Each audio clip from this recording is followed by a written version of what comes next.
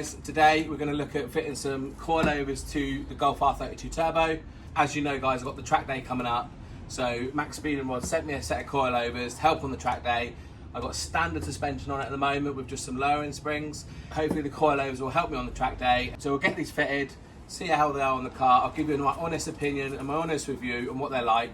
They're obviously on the budget end of coilovers, but I've had budget coilovers before and they've been brilliant. So we're going to fit them today, get the car tracked up, and I'll let you know how they perform on the road and also on the track. And also if you want to buy these coilovers or anything from Maxpeedingrods website, go over to the website, I've got a link in the description, and use the code Octane at the checkout and you'll get 10% off for anything on the website, whether it's coilovers, whether it's rods, connecting rods for your car. I have really good reviews on those connecting rods, so go over to their website, link is in the description with my code, which is Octane, in the checkout, and you'll get 10% off anything on their website. So guys, I've got the coilovers here. I haven't unboxed them. They wanted, Maxpeedingrods asked me to do an unboxing of them as well, so you guys know what you'll get in the kit. So I'm just going to open up now. I've not seen what's in them, so we'll look at the quality, etc. as well while we're here, and then once we've unboxed it, we'll get them onto the car.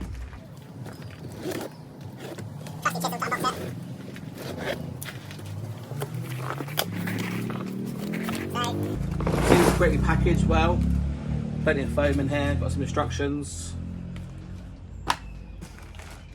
So got the adjustable mounts for the springs for the rear. So the springs will sit on that. You can adjust the height. So here's one of the shocks for the front coilover.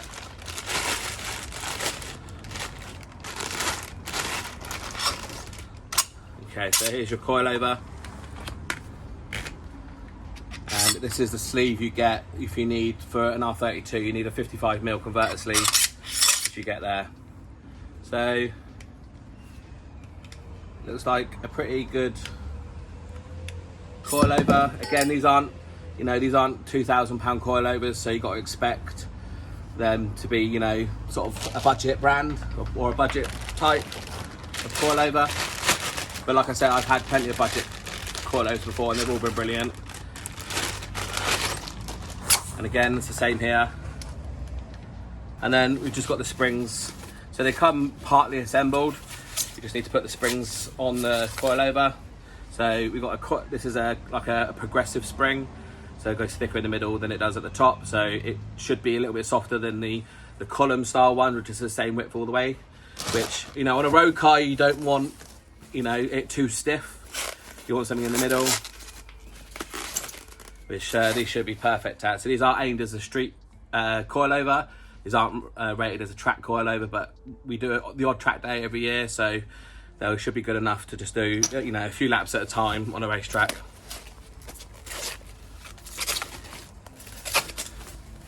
So this will be, I imagine, the front suspension. You see how we got like a tighter coil at the bottom. These are called progressive springs, so it should just give us a nice feel on the road, but also a bit stiffer in the corners. And then we got the rear shocks as well. So these are all bolt-on parts as well. So these will just should bolt on with the standard top mounts you have on your car already. And then I've got another one of those shocks, and then we've got the adjuster. So these are the adjusters to adjust the height right up and down, because it's an adjustable ride height. I've just taken a look at some of the finish on this stuff, guys, and the finish is quite nice. It's like a brushed, kind of like a brushed steel, and we've also got the orange anodizing on the here as well. And they give you brand new bumper stocks as well, which is really good because you don't normally get them when you replace your suspension. It's always good to have new ones, but only time will tell, guys, whether these actually work well on the car. I don't have any doubts that they won't work well, so that's why I'm fitting them. So yeah, I'm pretty happy with them, and let's get them fitted to the car.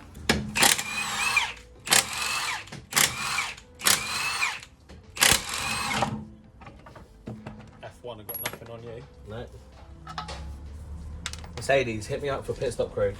So as you guys can see, this is the suspension I've got on there currently. It's a standard shock, so it's an OE shock. I do have some lowering springs here, which is a 25mm lowering, but this still doesn't give me enough. It's very soft on the bump, so I'm bouncing up and down. So we just need to get this out of here, undo it from the top mount at the top, and then slide this out, put the new coilover in. In order to do that, we have a pinch bolt down here. So this bolt here needs to come undone, And then we need to spread this hub so it can slide out. It's going to be a nightmare, but we're going to get it done anyway. Get this pinch bolt out, you really had to whack it, so it's obviously been in there for such a long time. I'm not going to stay at that. Good job one of us had muscles. Should have probably got replacements for these. I think what I'll do is I'll fit the coilovers and then buy some replacements. So I didn't think they'd be this bad. But that's pretty bad. Well, I'll get a replacement ordered for that, but I'll have to fit it today because I need the car. So lesson learned, I think.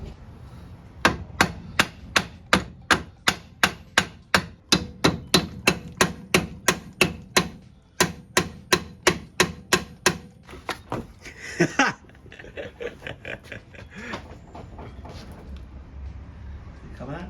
Nice trainers. Yeah, hit it. Is that your little toe, mate? Not my toe.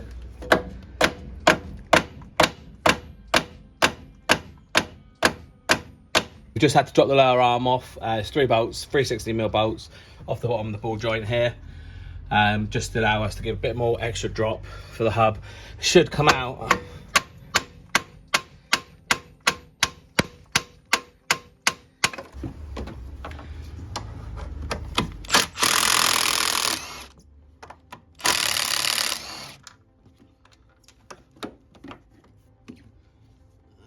Trying to get to this one. Should have been taking the thing off really.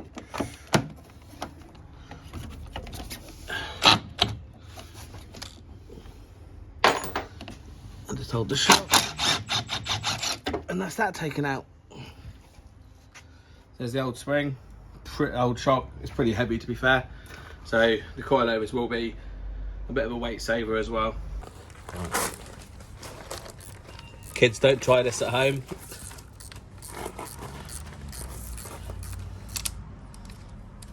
It's gonna take your fucking tripod.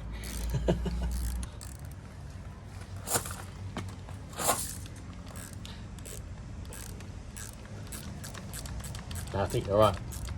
Yeah, it's not under no pressure. There you go. Right. All done. That wasn't a bad one. No, so just need to get this top mount onto the coilover. It's a good top mount because when I replaced these, I noticed that these were in good condition, so no need to replace this. So what I'm going to do, guys, I'm just going to start by lowering this to the lowest position. That'll help us get the spring and the top mount on here. So a simple case of just unscrewing these all the way to the bottom,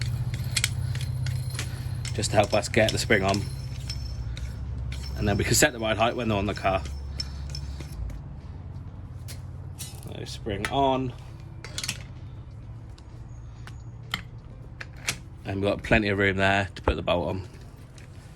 I think that's it.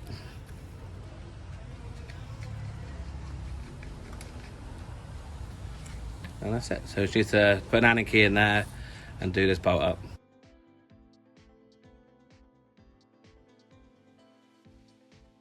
Cool. So that's that done up tight. And now we can set the pre-height how we want it on the car. They're lows. They're lows. So just use these spanners here, C-hook spanners, to essentially adjust the ride height. So these coilovers can drop quite low. So I'm trying to get as much up the thread as I can, because I don't want the car sitting ultra low. I want to sit just right, a little bit of arch gap, just so when we're on track, we don't get any rubbing issues. So I'm going to try and wind this up as much as I can, so we don't get too much of a low.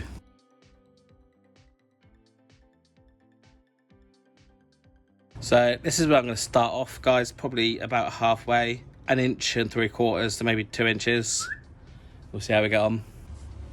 Is it on like the extra wide? 0.5? Yeah. Okay.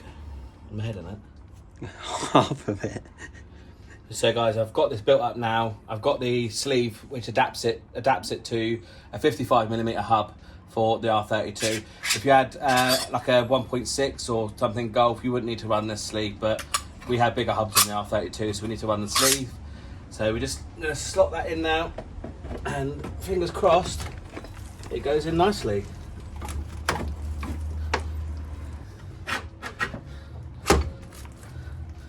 And just twist it like so. And that's in there, guys. So just need to do the pinch bolt up there and get it fitted up the top. So basically, guys, we've got a bit of a problem. We have, you see in the bolt hole, you see there's a bit of metal in the middle. That's the locating tab that runs down the spline here. But that is not in the right place. So if I show you, this is the one that came off. So if we look here, this is the one that came off the car. And we've got this tab here. And that tab sits fairly low, whereas this tab sits quite high and is longer. So what's happening is that's in the middle of the bolt hole basically. So what we're gonna have to do is trim a bit of this off so it fits. So I'm gonna try and get a 12mm drill bit and just drill this bit out so that it fits the bolt hole. You always have to do a bit of modification sometimes, but I wasn't expecting this to be an issue. So I thought I'd put it in here so you guys know if you ever fit in these to your R32 that this is something you might come across. But it's not going to stop us. We're going to carry on. We're still going to use them. And we're just going to drill a bit out of here for it to fit. So I've got a 12mm drill bit here, guys. I'm just going to drill it through so the bolt will fit.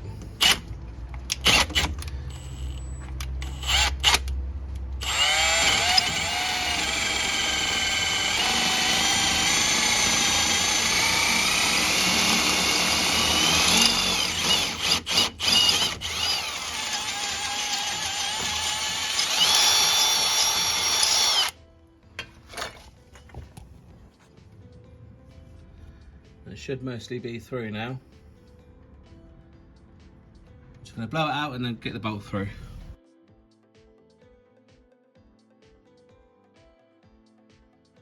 Guys, these are all fitted nicely now.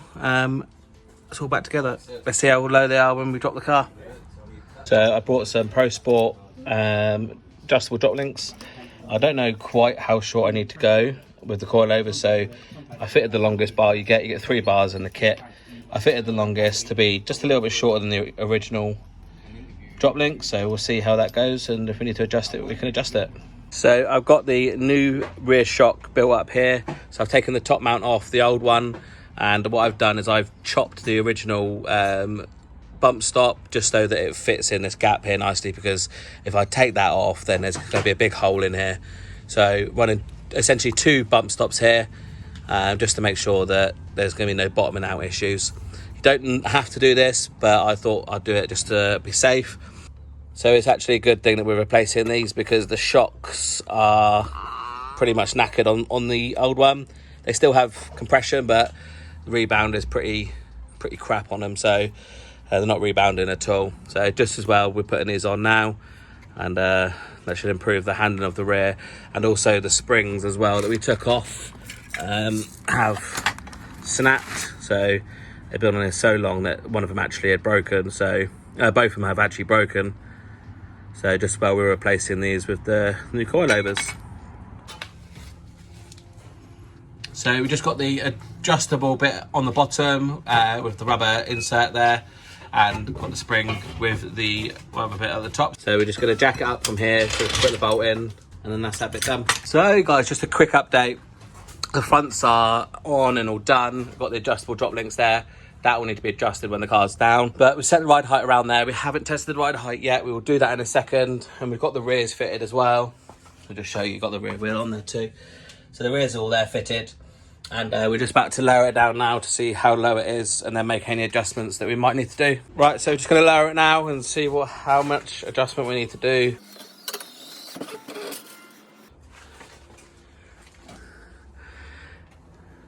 That's not actually too bad. Not too bad, right? The rear's quite high still. It's very high on the rear, but that might just need to be sat down. So we're just jacking the car back up now. This side is sitting too low, which I think is putting off the other side. So we're going to raise this side up to match the other side of the front. We should then transfer weight diagonally to the other wheel. Well, that's the plan, or the theory anyway. The backs are sitting okay with me in it, so except for that corner, the passenger back is sitting a little bit high. So hopefully if we raise this one up, that side should fix itself as well. We got the height how we want it now. We just tighten up all the adjustable drop links and stuff we've got. and tightening up the collars for the coilovers. And then what we're going to do, we've got all the wheels off, we're going to flush the brake fluid with some 660.4 brake fluid, because that can withstand a lot more heat that a track day will produce on your brakes. So the boiling point is a lot higher than traditional brake fluid, which is what you need to make sure you don't have any brake boiling issues while you're flying down the straight and you come into a bend. So we're going to flush the brake fluid out on the car. Don't know when it was last done, so it's a good thing to do anyway. Then guys, I'm just sucking out all the old brake fluid using this syringe, just so that when I put the new stuff in, it doesn't mix with this. But as you can see, it doesn't actually look too dirty or disgusting, so it's obviously been replaced at some point. But let's get the new stuff in there, because obviously that has a much higher boiling point, so we won't run into any fading issues or pressure or pedal issues on the track. So this is the stuff we've got. It's the 660 stuff. Has quite a high boiling point. It's probably one of the highest boiling point brake fluid you can get that's not race carb oil, but definitely the stuff to use if you're going to do any track days, guys, because if you've got old fluid, you're going to end up boiling your brakes because the water will boil. This will give you a good pedal feel all track day, so definitely use this stuff, guys. So what we've got here, guys, is one of these easy bleed systems. Basically, you fill this up with your brake fluid. It has a little pipe that goes to your reservoir, which has got a little pressure cap on there. And then what you do is you simply plug it into your wheel or any sort of pressure source. So we've got my wheel there. We've dropped the pressure in the wheel to 20 psi because it's maximum 20 psi. So we'll plug this into the wheel, and then that will apply pressure through this bottle, which will force the fluid from this bottle into my brake system. And then when we crack the nipple off the brake system, the pressure will put the fluid all the way through the system and then automatically bleed itself. This is great if you've only got one person with you. It's pretty much an automatic system for you, so it's really good. Definitely worth recommending getting this. It's a lot either. They're, I think, about 15 or 20 pounds for this set, so definitely worth doing it, especially if you're going to do it on your own. That's it, literally as simple as that. You put it onto your tyre valve, into the top of the bottle, and then into the top of the cylinder. Now this is all pressurised now, so as soon as we crack the nipple open, all the fluid will be pushed out under pressure. So literally just need to undo the nipple here, guys, until you start seeing fluid come out of the tube. And you want to keep doing it until you see new fluid come out, not the old stuff. You'll see a distinct colour change.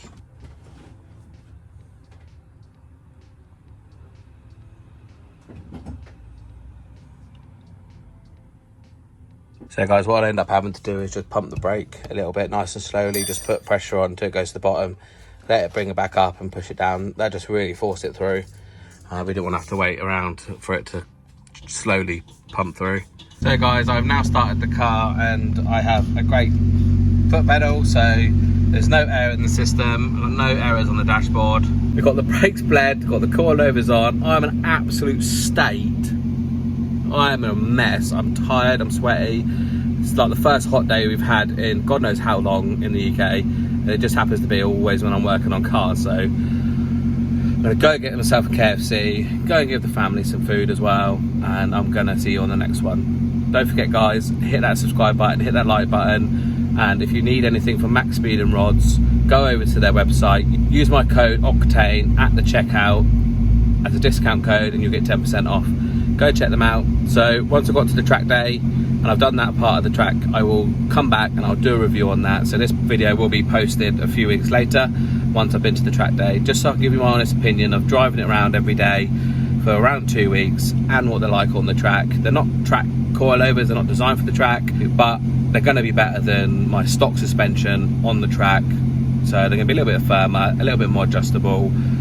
So fingers crossed they should be good. But I will let you guys know, I'll give my honest opinion and my honest review on what they're like for a budget brand coilover, because, you know, because a lot of people don't have, you know, thousands of pounds to spend on coilovers. I personally don't. So I'm going to give these a try and let you guys know. If I like them, then I will recommend them. If I don't, then I will let you guys know if that's the case as well. So I'm going to go on the track day. You'll see some footage of the track day as well, but I'm going to do a whole video on the track day. But I'll put a little bit of sneak peek stuff in here. I'll let you guys know my thoughts. So I'll catch you on the next one, guys. That's how she's sitting, guys. She's sitting lovely.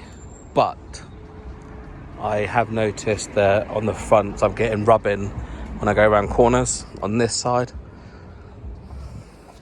Haven't driven very far, so I'm already getting rubbing on this side. So I'm gonna have to raise this up. But the drive was smooth. There was no issues with the driving at all. It's nice and smooth, not too bumpy, but I just need to raise the front up a little bit.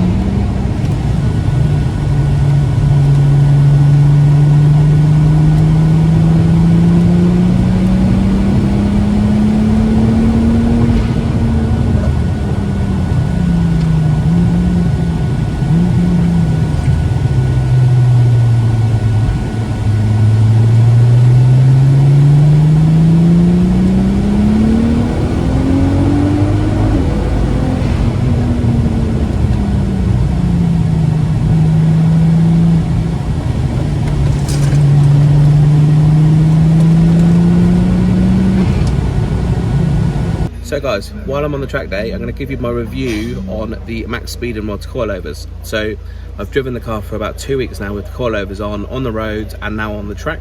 I would say they're actually really comfortable for coilovers. You don't actually know you've got coilovers on, which in most cases is rare. I mean, normally coilovers, you get a bumpy ride. This drives lovely. It doesn't even feel like you've got coilovers on, to be honest. So they are obviously on the soft side. So, you know, don't expect hard, you know, a stiff suspension, you know, for track days or whatever. It's not what they're for. They are street coilovers, and Maxpeedingrods did actually tell me they're not designed for the track, but I'm using them on the track here. They're working fine, they're working lovely, better than the standard suspension would have done, and obviously I can adjust the height how I like it as well for the geometry. So honestly, with my honest opinion, if I had the money, would I go for something a lot more adjustability, so, you know, dampen adjustment? Absolutely.